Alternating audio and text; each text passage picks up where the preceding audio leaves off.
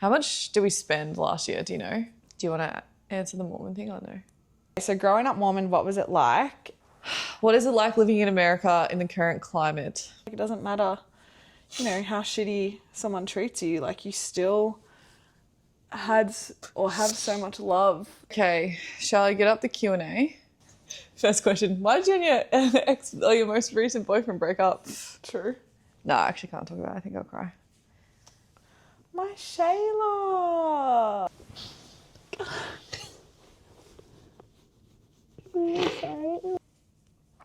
Fine, we'll start here. I'm so dramatic. Shayla. I just don't know why it's still like these people like this, you know. Yeah. Ugh. It's so normal. You literally have lost your best friend. Like, it's fucking sad. You know, like, of course. Like, I think sometimes, like, it doesn't matter, you know, how shitty someone treats you. Like, you still had or have so much love for that person. Yeah, I think it just sucks. Yeah. How do you both budget? We don't. All right, should I just read them out? And then... Yeah, sure. My Shayla. I'm going to sound so gross. 2 seconds later, like, boom. Okay. Ugh. Okay. I can do it, Ma. Maybe you can answer this one. Yeah.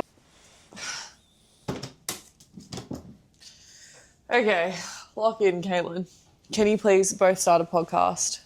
Very serious question. Maybe the question would be like, why haven't we / why aren't we? Interesting. We actually wanted to start a podcast once upon a time. Yeah. But I think we've always said we would want to add so much value because it's quite saturated now. And I think at least with the YouTube, it's almost like best of both worlds. Like, it's still leaning into our content, but there's like a little bit of podcasting, I guess, in terms of our couch sessions. Yeah. So it's like 2 birds, 1 stone. What do you think? No, I think that's a great summary. I would say that maybe the only thing would be with podcasts, generally speaking, it has a topic. Whereas with couch time, it's more just general chit chat that we're having. So potentially it would be better if people like submitted questions or like topic, like themes. We can talk about it. Like if they want to talk about like booth hair care or if they want to talk about whatever. Because we're so fine talking about anything. But we love to talk. Yeah, we love to chat. But I think right now podcasts just wouldn't really make sense for us. Yeah, like there's a lot of, I wouldn't even say there's a lot of best friend podcasts. Like a lot of the time they're like co-workers or maybe they are best friends, but I don't feel like they potentially add like a lot of value. Like I don't listen to them. Yes.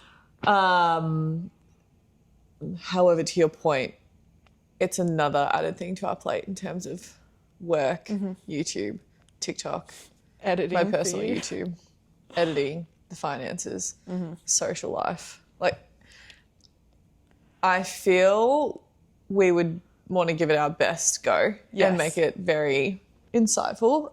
And like potentially what we could say might be insightful, but to us it doesn't seem like the biggest value add at the moment. Yeah, I would want it to be a real big value add. And I can't see us doing that at the moment. Maybe in about 10 years.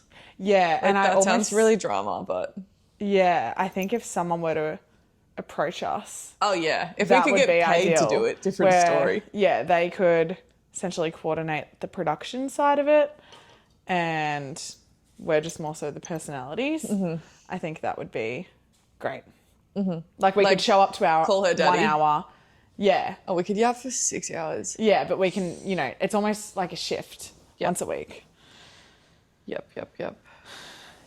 Tash said, growing up Mormon, your thoughts on the religion as a whole? When did you leave? This week on my TikTok, I did a little video and said that I grew up Mormon, and people were like, it had over 60 shares. It's so on funny. it. And I think people find it really interesting naturally because it is a religion that, what would you say, people have opinions about?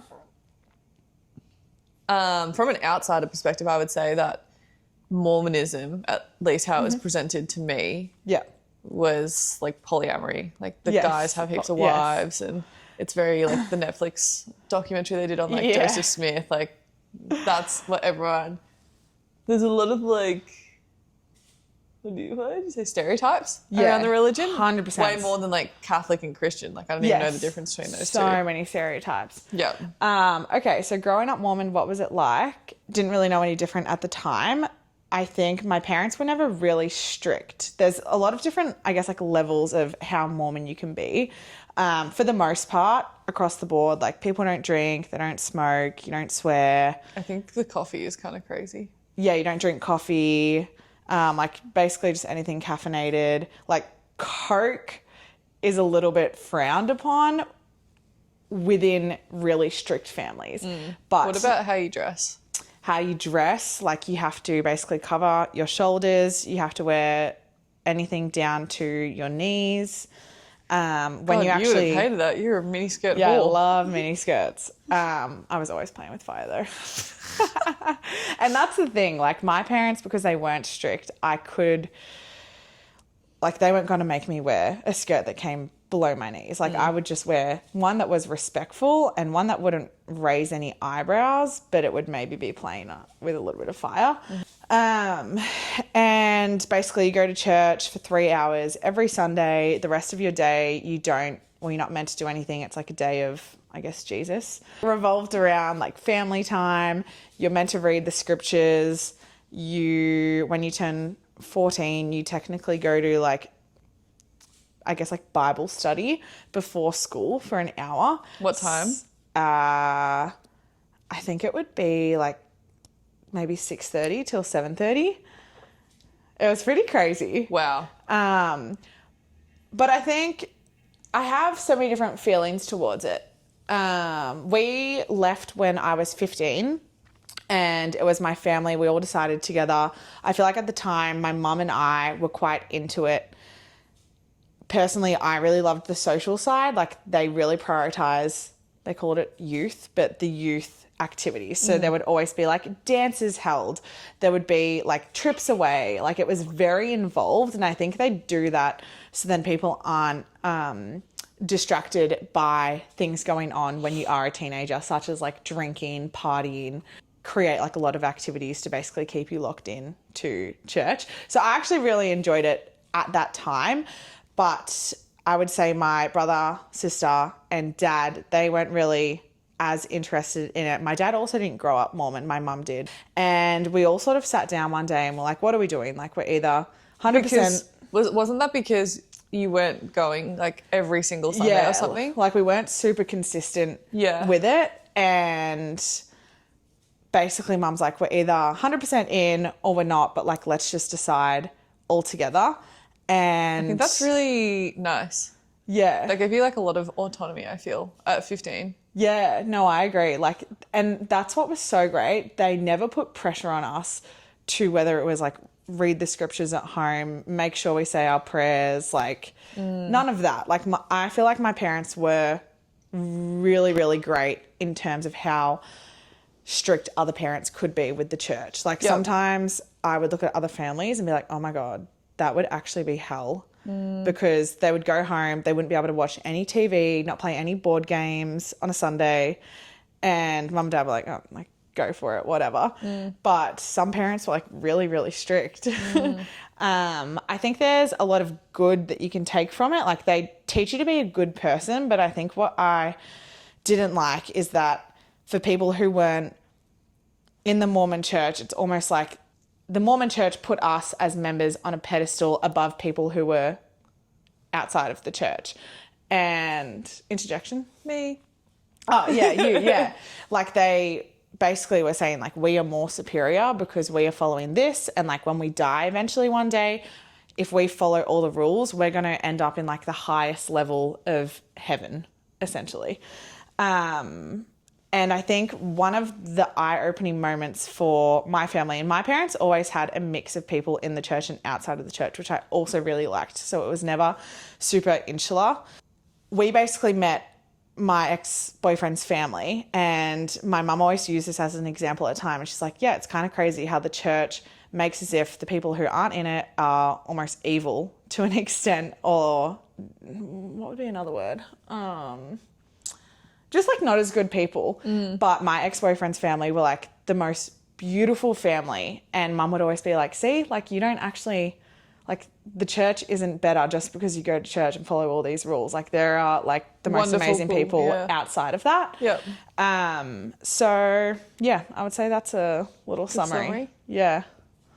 It's interesting. It's so interesting. So we had this like funny moment when we first started working together, because for like, I guess the backstory is that we grew up in the same area, but we weren't friends, but we had a lot of mutual friends, and in that area, I wouldn't say it was awfully religious.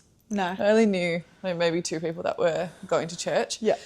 And one of my best friends at the time knew TAHLIA, and the only thing I knew about you was that you were dating buglugs. Yes. And that you were Mormon. Yes. And we were at work one day and we were with one of our best friends, Cece.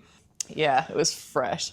We're talking about these influencers who are religious, and Cece said something like, who's like even religious these days? Like it's pretty crazy to me in Australia. Yeah.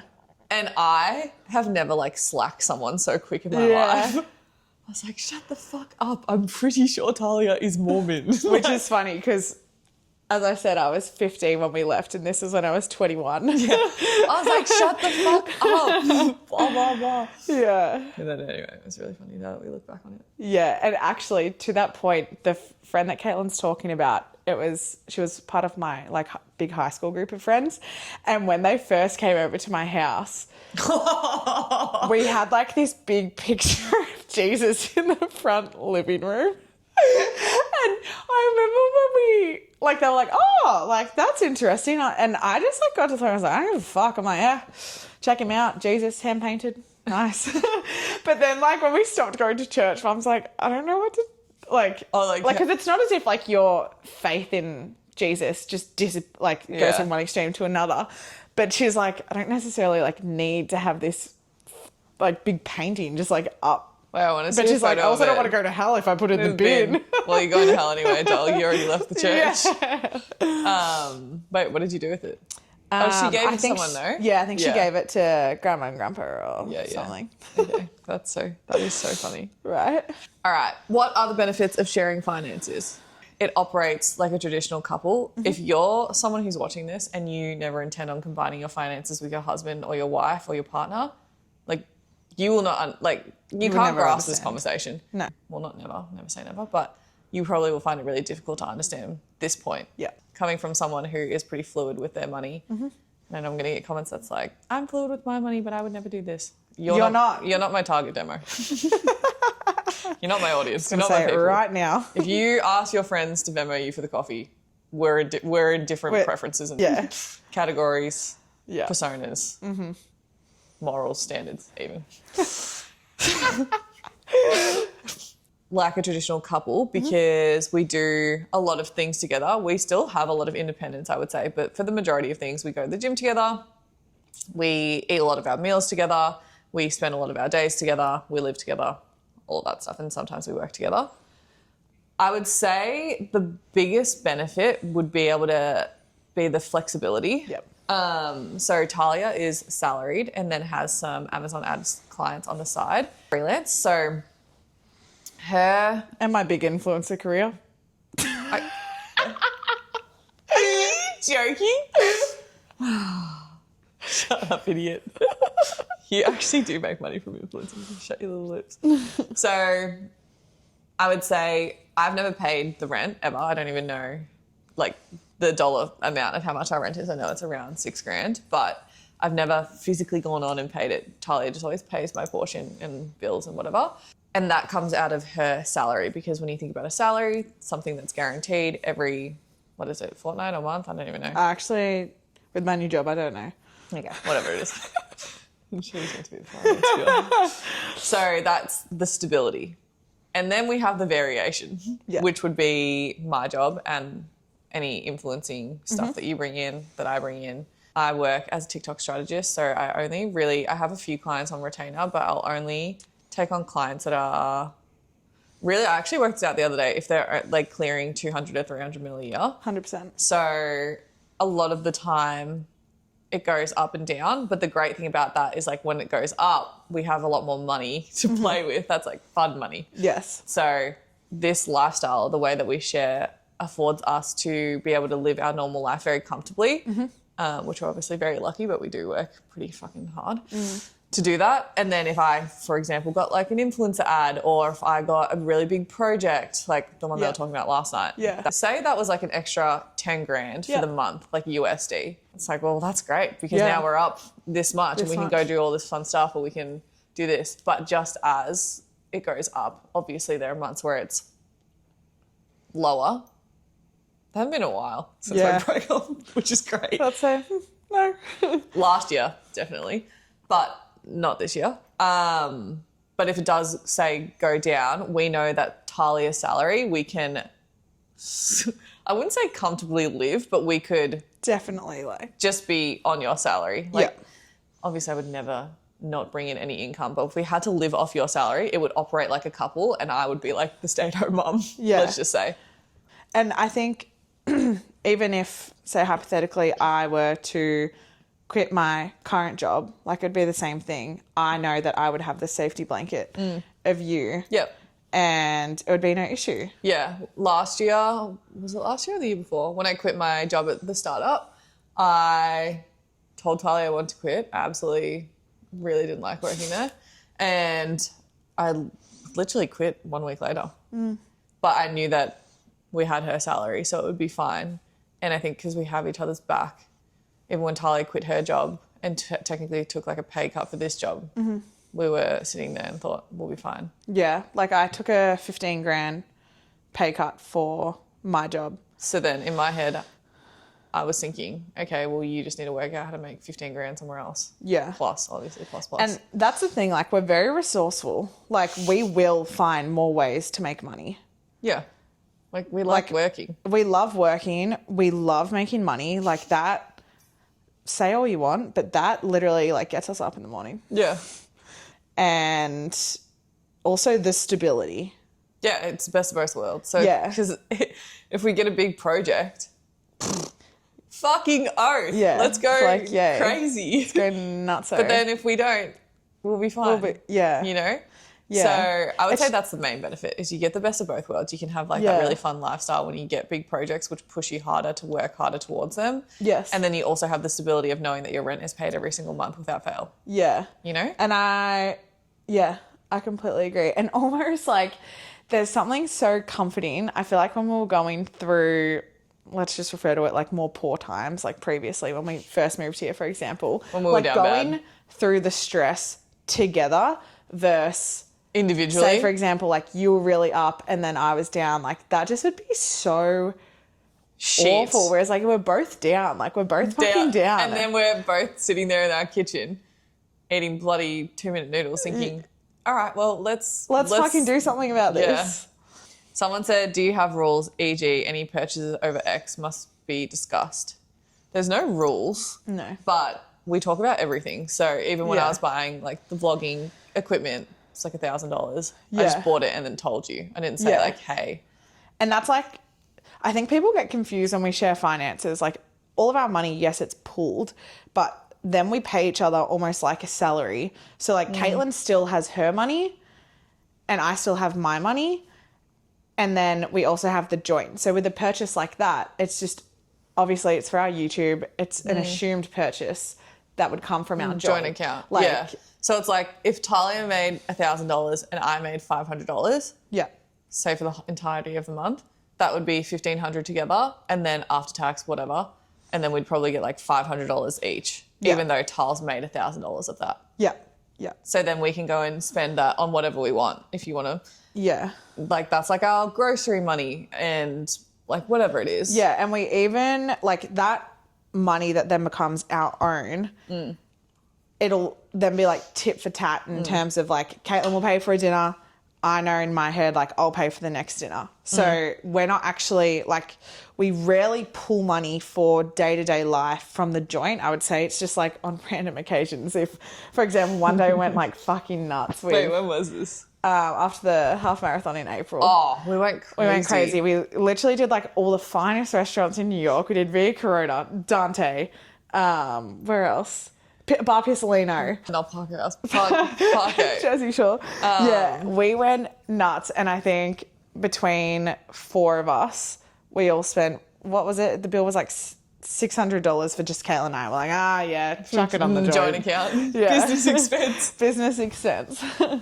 Someone said, what made you guys want to start sharing finances? How did you go about setting it up? Was it Caitlin definitely, Caitlin was the one who suggested it, but I think everything just started to align. Like, we're moving over to New York together. We knew that we were going to be paying rent basically with each other 90% of the time. Like, it just made a lot of sense. And I would say initially it was just going to be our clients. Like, that's what we were sharing. And then we just decided to go all in with, like, everything. Except for, like to Know It and Shop My. That's probably the one affiliate. thing that's affiliate separate. Yeah, so I use my Like to Know It and Shop My money to pay my mortgage at home every single month. So realistically, it doesn't feel like I'm actually getting any money from that. Or like, it doesn't cover my mortgage, actually. That's a lie. But it like goes towards that. Yes. Yeah. Let's see. If you were to purchase an apartment in New York, would you purchase it together? Duh. Just so interesting because I think a lot of the time the questions just are so revolved around the male gaze and just such traditionalist relationships. People always say, what happens when you get a partner? What happens when you have a boyfriend? This man, and I totally understand this question if you don't actually have a like true best friend that you just like are soulmates with. When people say, what happens when you get a boyfriend? It's like, yeah. You know those people that just their only friend is their boyfriend? That would just never be us. Like, we would always be closer than we were with our partners. Yeah. Like, that's just reality. I've had a boyfriend before. We've done the same thing. It's not an issue. Yeah. How do you both budget? Oh, that's what I was going to say. Well, no, we don't budget. I am trying to set that more up for us at the moment. But it's tricky. Like, we live in a really expensive city. Yeah. It's like, so hard. Yeah, it's really hard to budget. And I would say because we're also so inconsistent with when money comes in, it's not as if we have a salary that comes in once every Friday and we know, okay, we can dedicate $750 per week to our spending and that's that. Like, it's so, like, some brands won't pay us bloody... Actually, have they paid me? We can plan to get paid in 60 days, but sometimes they'll push it to 90 days. Yes. So it makes it really hard. Yeah. To budget. Mm-hmm. Like, if I lived in Melbourne, maybe different story. I agree. Has it ever created an issue? Why not? Why does it work so well? Let's just do finances. Yeah. Has it ever created an issue? We were speaking about this maybe a few weeks ago, but we were saying like the moment, so right now, with our money, we're just like so fluid. It's not even funny. And the moment someone were to make it not like that, that instantly would change the dynamic, which I think we're both very aware of. Like, say, for example, if Caitlin made a comment around, she was like, oh, well, you know, this month I've made more than you. Like, the minute you say something like that, it's just done. Like respect. Done. Out the door. Yeah. And you cannot think like that. No. Like we have a spreadsheet where we can see everything. Yeah. And like some months Tiles will make more, some months I'll make more. And it just like really doesn't matter. And I also think comes back to the respect thing. And if anything, it's more of a, like we're down. We're down. It's not because of one person. Yes. Like obviously it actually is because of one person. Like generally speaking. Yes. But it's not because of one person. And we'll both be there. Like, okay, how can we like bridge the gap? So we'll always think like collectively, how can we, if we made more in May and we're not projected to make that much in June, say we're like $5,000 less in June, how can we make $5,000 so we can meet ourselves in May and then continue to like push ourselves up? Yeah. Like, to Caitlin's point, we always refer to it as we. We are either up or down. It's and never the moment, you and I. Like, the moment you like pin someone to it, that just would completely throw the dynamic off, because it's like, oh, that's how you think of. Like, not everything is dollar valued, you know? No, absolutely not. I really don't even think about it. No, neither. Because it's a very frugal mindset if people were. And it's the same with like paying for coffees or like getting someone to Venmo you for $7. Like, you were thinking that, like, okay, I just paid for this and how can I benefit? Someone said a complete budget breakdown. I need to see how expensive it is to live in New York City. How much did we spend last year? Do you know? Our rent is $3,000 each. Actually, no, we definitely spent way more than that. Yeah, I'm like, are you Our rent alone is like $72,000 a year that we spent last year. We were being pretty irresponsible last year. USD. So our rent each year, $76,000, is $117,000 Australian. Oof. Damn. But I know that sounds probably insane, especially to our Australian audience. No, well, it is. It is insane. It is an insane amount of money.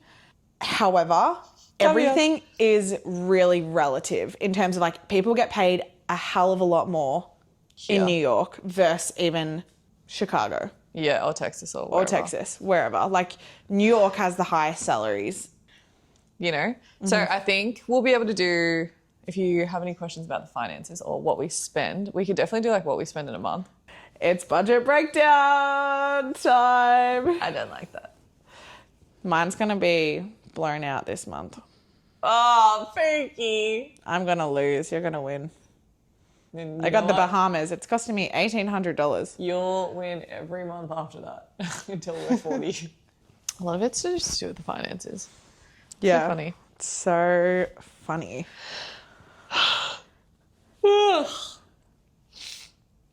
How long do you see yourself living in New York City? Foreseeable future. Forever. We actually were out with another best friend duo last night who are the most incredible women ever. And they asked the same question and they were like, wow, you're like really going to stay here? We're like, yeah. I just like love it. So good. It's just so great. Coming back from Australia this year, I really felt like this was my home. Like, I felt on holiday there. You know? Yeah, felt super on holiday. So that was nice. Yeah, even just like our morning walks, like walking to the gym, just like our life here. I really like it. I could definitely see us moving to it, like, probably not Jersey, honestly. Like, honestly, like more like Long Island City or like Connecticut or somewhere. Or even like a different state if we were to visit. But there's just transparently more money to be made in America. So much. And more business opportunities. People are more ambitious. And the energy is electric. It really is. And I was thinking how much we've also learnt from when we lived in Melbourne. Like, between like... like, just even VC funds as a whole, how they work, brand marketing side. Like, you're so in it here. Like, everyone is coming to New York to do their big brand ideas. And we just see it every day between like different pop-ups that they do, billboards. It's so cool. Yeah. Yeah. It's really nice. We really like it. I really like it. What's the biggest fight you've had and how did you resolve it? Like, I don't last like week. the word fight. No, we don't fight. No. We just have discussions. We're pretty, I would say, patient people. And we have a very healthy communication style. I also agree with that. I think if we're just feeling things, we say, hey, this did not make me feel nice when this happened. If you were then defensive about that, you're the issue. You're the issue, yeah. Like, I think we're both, it's almost like, oh, fuck. Like, if you're not even, like, if you weren't self-aware at the moment, at the time, to be like, oh, I shouldn't have said that. And then they say something about it and you're then defensive. It's like, that's just never the approach. Like, I think it's more so like, fuck, I should have realised that at the time, that it was going to make you feel that way if it wasn't addressed. And then, like, Just nothing to fight. I just don't fight full stop. Like, I don't fight with people. Yeah, I would I say don't we're fight not with my partners. fiery people. Like, I definitely used to be when I was younger, but as I've gotten older, I'm just like, what was the point? And like we just both want each other to be happy. So if we're doing something to the other person that's not making them feel nice, like I would want to fucking know about it. Yeah, it's like, tell me. Yeah, it's like, tell me, please. Someone said, what are the limitations you experience with sharing money? Saying none is a cop-out. Nothing is perfect. Everything has strengths and weaknesses. Limitations? Yeah, like weaknesses.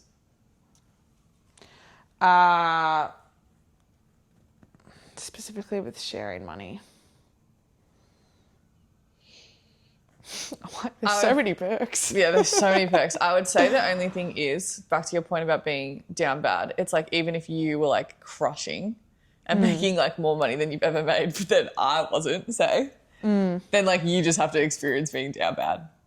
Like that would be the only real like weakness, but even still, like to our point earlier, I know it doesn't matter, but like I think that's for someone who would comment that they just couldn't, they wouldn't be able to get it. I understand that. Yeah, I think it's just like, I can't describe to you guys how well it works. How connected are you to your Japanese side culturally? Oh, please. Who's that one for? White mom. I would say I am like like proud to be Asian. Like I really, growing up, thought it was embarrassing for sure. Like I used to think it was like so embarrassing that like Emiko. My Shayla. When I had like weird lunches like spam musubi and just like I don't know. It was just like embarrassing. Like it literally was embarrassing because we grew up in a really white, like all of my friends were pretty much white. Yeah. And everyone, like I was considered fully Asian at my high school, which is crazy because I'm half. But that just speaks to like the diversity in the area. Yeah, I would definitely say when I'm with my grandparents, I feel very peaceful and I'm definitely like way more connected to it when I'm with them because they pretty predominantly speak Japanese and we only eat like Japanese food really unless we have like white visitors. Me. You.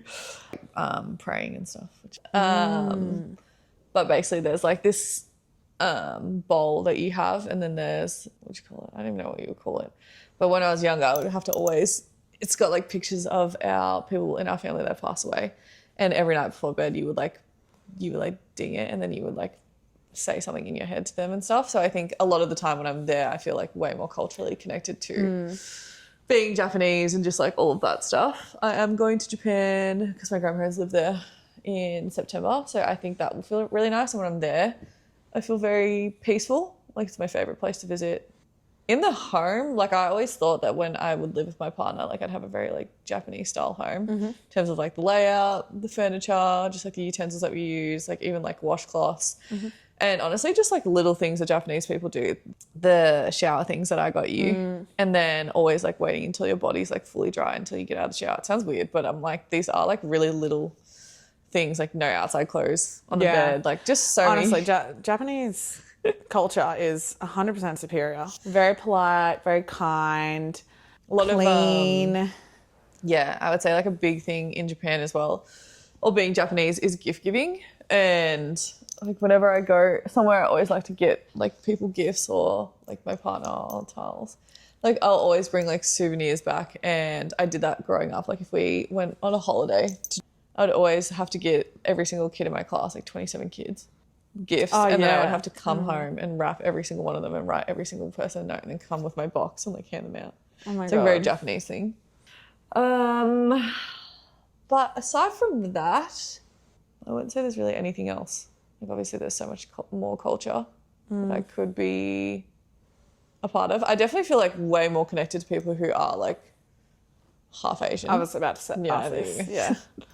Like we met up with this girl in Melbourne one time and it was just so nice to be like, wow, like your life experience is very similar. Yes. Because I think you don't get to speak about it a lot of the time when you have people that aren't Asian around you because you talk about like your bachan and you're like, oh my God, like when they do this or...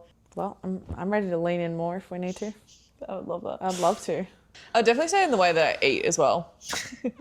Like I love to have like a plate with like You love little bits. This, like a bento box. That's like my perfect ideal meal. What is it like living in America in the current climate? Oof. Speaking of immigrants. Yeah. Like, well, and yeah, I think that is a thing when you are like when your grandparents were immigrants, and now it's just like all of like the immigrants literally getting just like ripped apart from their families, and it's so horrible. Yeah, I really did not feel nice walking past. Like, did you see down at Brooklyn Bridge like all the police there, and then all the people like packing up their carts that are always there? So you're telling me these like white finance bros who voted for Trump? It's like, so you're telling me that you want to leave your like bougie finance job where you're ripping lines all the time and you want to do that? Okay. Yeah. Sure. No, I agree. Yeah, obviously we're both, I would say, pretty liberal. So I think it's, definitely gotten worse in the last month. Yeah. For sure. 100%. And you definitely feel way more of the effects around it because of the conversations that people have. And also being in New York, which is a blue state, everyone's just like... I guess two things. Like I will typically hear, I feel like in New York we are in like a liberal bubble. Yeah. And I will hear a lot of stuff from whether it's like my parents or people back home, like, oh, like apparently this is like so crazy and whatnot going over in America at the moment. And I feel like we like to be as educated as possible about different things that are occurring, I guess specifically in the States as well. But we also aren't consuming the news 24/7. Yeah. So we get a lot of our information, I would say, from like conversations that we're having with friends, TikTok. And we were saying the other day. Podcasts. Yeah, podcasts. We were saying the other day, like excluding, more speaking to politics, it's getting to a point where something new will come out about the president. Oh, it's getting to the normalization phase. Yeah. Yes. And it's almost just like, oh, like, of course, like Elon and Trump are fighting on Twitter. Like, yeah. There's like, it's losing its shock value. Yes. And they said that that is the most dangerous thing that can happen because then it starts to normalize these things that are outrageous and damaging. Yeah. And then everyone just sits back and thinks that it's normal, but it's not. But in saying that, I would say that we are very privileged at the same time and don't 100%. A lot of the time feel all of the effects of everything that's going on. We can have conversations, but we're not directly impacted by, for example, the deportation of illegal immigrants at the moment. I was going to order cookies. Oh, really? Yeah, really. Random. I know, I really felt like a funny face bakery cookie. Yeah, I think I need to eat. Are you going to eat it all, mate? I was thinking of eating. Right. When do you want to go? Because it's kind of low-key get busy, like Saturday. It's raining. People be like, let's go to the pub. The pub. Joy, maybe no. He said, I just got back to the city, going to meet up with a friend, then head over a little later. And I said to him, he said, I'm coming back to the city before this. I'm coming back to the city soon. Let me know your plan. I said, I think we might go approx around 6 to 7-ish. Have you boys planned anything? But yeah, I think I was comparing it to, like, obviously he's not my husband. So we're just going to put that out there. Oh, fuck, we're filming that one. This to be included. What? But I compare it to when we're sitting down with, I don't know, someone like a Brenna or even a Kyle and Sam when we were just like laughing, having so much fun. Yeah. And I know that like I wouldn't say any really of the Mona boys are like hilarious. No, we're funny. Yeah. So, yeah, I was just thinking about it. I feel like prior to this, I've been around a lot of people who, like, obviously you're really funny, but like they're also really funny. I know you're not in your sex era. I just want you to say, I just want to hear about someone having sex. No, I think I need to feel. I know. Yeah. Wait, what time do you want to go? Like you need to feel more Do you want me to turn off the camera? Yeah, maybe. Okay, bye guys. Let us know if you have any other questions. Bye. See ya.